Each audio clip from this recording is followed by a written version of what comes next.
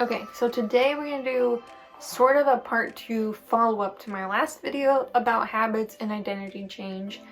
And in this video we're going to talk about what are habits and how do we make them.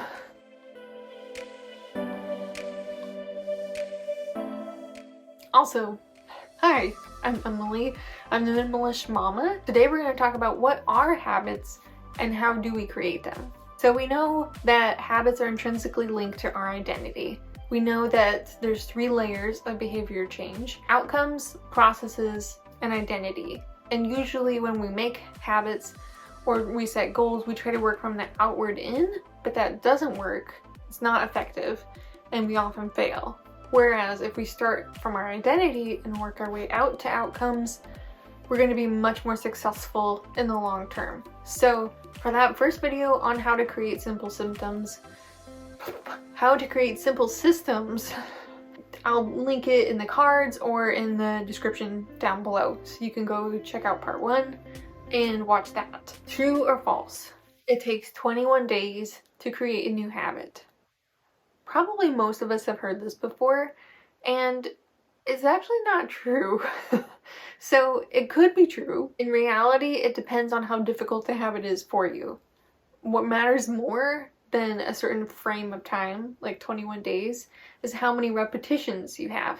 The harder the habit, the more times you need to repeat it. The easier the habit, probably the fewer times you need to repeat it. There's no magical number to hit. It really varies per person and depends on the habit itself. However, there are some good tried and true formulas and ways to create habits, rather than just depending on 21 days. And we're going to get into that today. So first of all, let's break down what a habit is.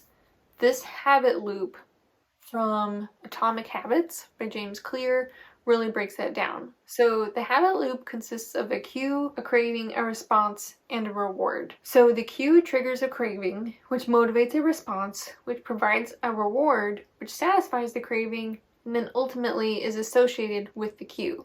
This creates a neurological feedback loop, so every time we get the cue, we automatically associate it with that reward. This loop can happen in a split second, and it's happening all the time. We're bombarded with cues constantly. For example, think about when you hear your phone buzz. That's a cue, triggers a craving. You want to know who just texted you.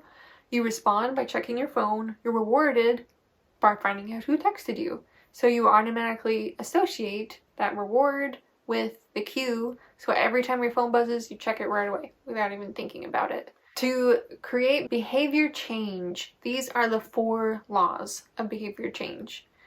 You make it obvious, make it attractive, make it easy, make it satisfying. To break a bad habit, you actually reverse those. So you make it invisible, make it unattractive, make it hard, and make it unsatisfying. This has been used to help people quit smoking and other bad habits very effectively. Let's say you're trying to create the good habit of working out.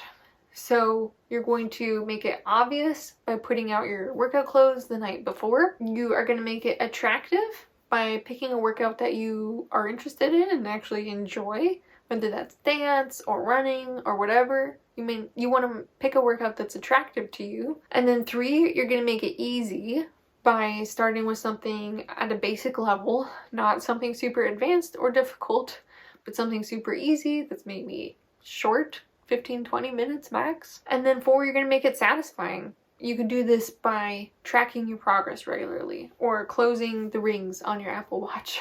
All of those things can make it satisfying. Then there are also 2 formulas for creating new habits. You want to make it obvious with a time and a location and specific.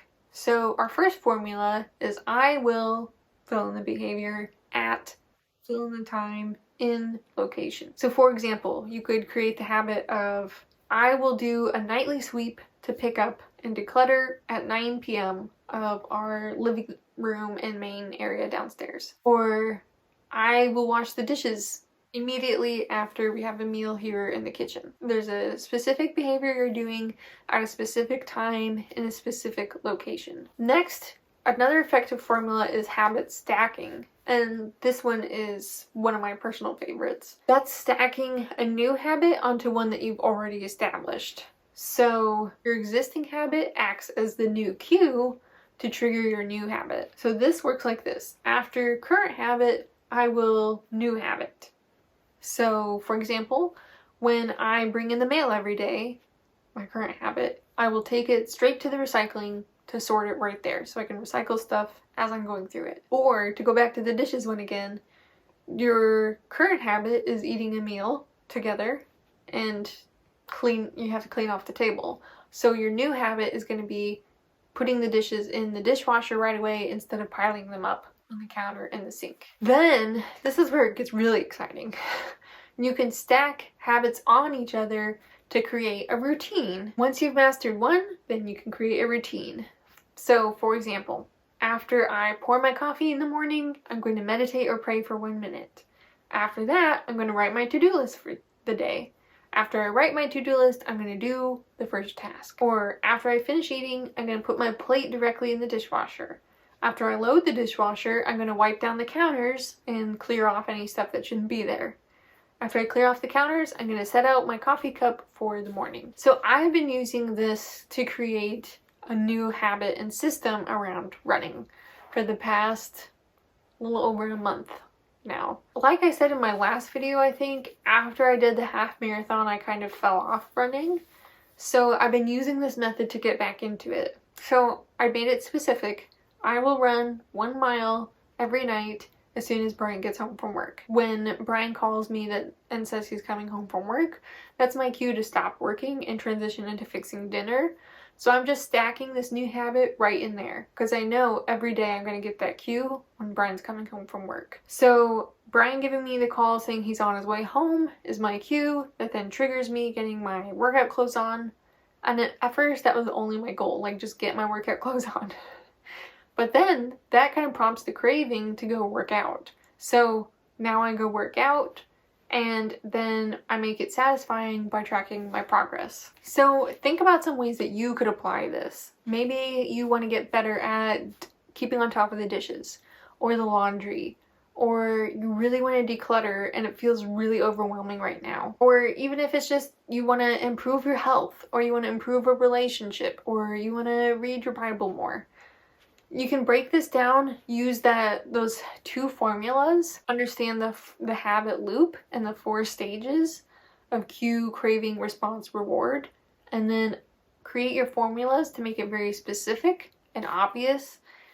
And then find a habit that you have already established that you can stack it onto and work it into your routine every day. So about probably over a year ago, I decided I would start creating the routine of clearing my kitchen counters every night before I went to bed. And when I started, it felt impossible because I would usually use the counters to set out things that I needed to do to have that visual reminder. But in not very long at all of working on it every night, of trying to get them cleared off, it's become a habit now. And it's not even something I really think about doing. I just do a quick sweep and take care of it. I'm sure there's ways that you can find to apply this practically.